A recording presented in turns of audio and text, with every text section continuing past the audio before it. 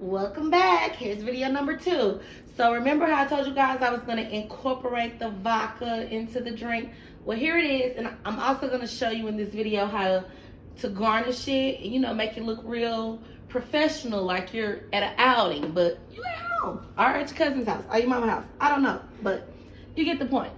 So what I'm going to do is I'm going to take some of this vodka I just opened. I'm going to put it on the bottom. And remember, I don't measure. So you kind of got to do what works for you. See, it's right here. So the rest of this is going to be the mixer. And I have another tip for you guys. If you want your drink more slushy, like a frozen drink or like a frozen margarita, you can add like 2 cups of ice to the blender before you get ready to blend it.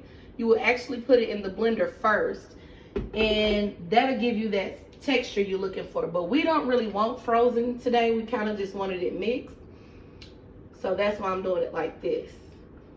It's kind of cold today, so we weren't going for that. So now what I'm going to do, since that's all mixed, I got a little cutie. It's cute. I'm going to cut the cutie. And I'm going to do it kind of like the restaurant. I'm just going to taper it on the side of the glass.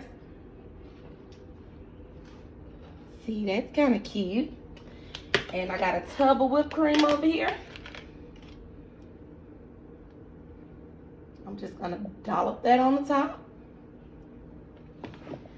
Don't act like y'all don't go to the restaurants and y'all don't know what they be doing when they add any whipped cream and get the garnish and all that good stuff.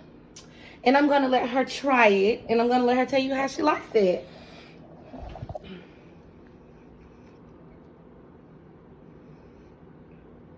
Perfect. Come back for more videos.